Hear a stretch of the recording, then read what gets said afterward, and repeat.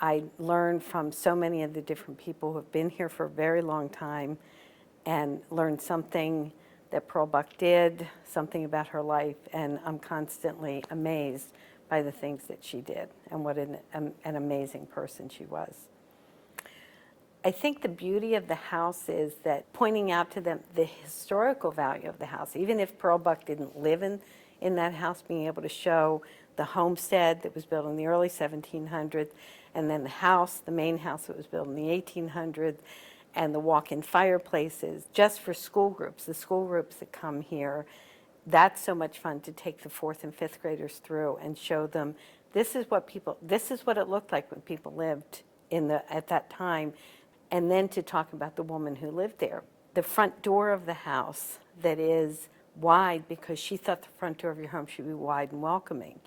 I mean, what a beautiful image just to think about that was what she was opening her door to children, starting with David Yoder and the children she adopted, but just she was opening her house to the world. My life's work has always been with children, so the fact that she had the vision to start the adoption agency and start then the child sponsorships, and then being here and meeting some of the sponsored children as they've grown up and hearing the stories about what a difference where they would have been if they had not had Pearl S. Buck International and the child sponsorship programs and what they've made of their lives today. That just always amazes me. I want to be part of that work. I want to help make that work continue. Pretty much, we grew up poor. We didn't experience electricity, house with electricity until we were in high school. And prior to that, I think my mom, I don't know where she found Pearl S. Buck Foundation, but next time we were part of this group that looked similar to us who are Amer-Asians. And pretty much siblings, kids that were born in the wedlock or by soldiers or sailors that were stationed in the Philippines. Being an Amer-Asian in the Philippines is everyone knows you. Everyone like knows you colors. because you look different, and but the fact is we're just an average kid, poor kids in the city. I'm just like you guys, we are the same. We're poor, we play in the neighborhood just like we get dirty, we don't have shoes until in later in our grade school we wear flip-flops just like other kids. And without Pearl S. Buck Foundation being there, I don't think we have gone to school. When I came here, the sort of thing I was dreaming is am I gonna meet the lady that somewhat helped me? I mean, shaped me to where I am now. Because of you, I am what I am now. I could not.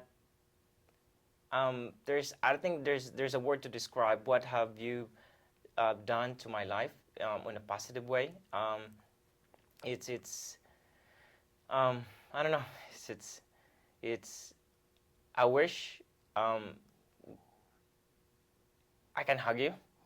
At least a thank you for what have you done to me, and that's all.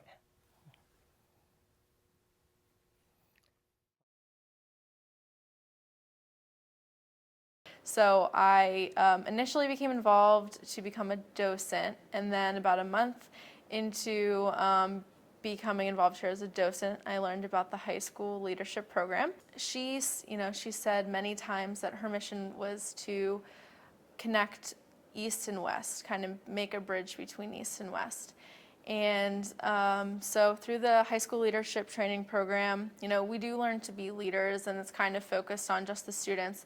But then when we do the project and kind of branch out, we have to do the project within the countries that Pearl S. Buck is involved with and helps with the adoptions and the sponsorships. Through the program you learn about her, and you learn about some of her works, and you learn about kind of the bridges between East and West. And then we go out into our communities and we're telling people about the program. So really we're spreading her word, and we're learning ourselves so we can teach other people about her and just kind of the East-West mix of cultures. And yeah, we're just kind of becoming little mini Pearl S. Bucks. it was definitely a culture shock going over to Vietnam because the city is just like you can picture, like buildings and all the shops and everything. But then when we went to visit my birth family, we went to where they lived and we went through these roads and like we went past all the rice fields and everything. And then we got into the village and it was like a very small, muddy one-lane road and just very like just cement walls where there was what the people's living conditions were made of. It was always upsetting because I felt like I don't know anything about my birth family and I wouldn't be alive without them. So seeing them made me really happy, but it was also really grateful because I saw it was like the selfless act that my birth mom did to let me not grow up in that environment, which is, I don't know, it's something you can't like, explain to someone. You can't just show a picture and say, this is what I could have lived in. Like when you're there and you see it, it really hits you hard. They have so little, and they just have the potential to have so much. And I feel like Pearl S. Buck and Pearl S. Buck International gives them that great opportunity for a loving family or person to donate or adopt them and let them fulfill their full potential. Because even at 6 years old, I have to get up like at 4:30 in the morning to help my grandmother cook rice so they can bring it to the temple. And during the day, I have to help her at the pineapple farm and different things that I have to do at the rice farm. But when we have the help from the Pearl S. Buck, they send me to the school where I don't really have that responsibility while I'm in school. Then I can focus on studying. I mean, it's really hard because you sort of feel like you don't belong there. And they'll have camps and they're all like, oh, you know what we're going to do today is write a letter to President Reagan.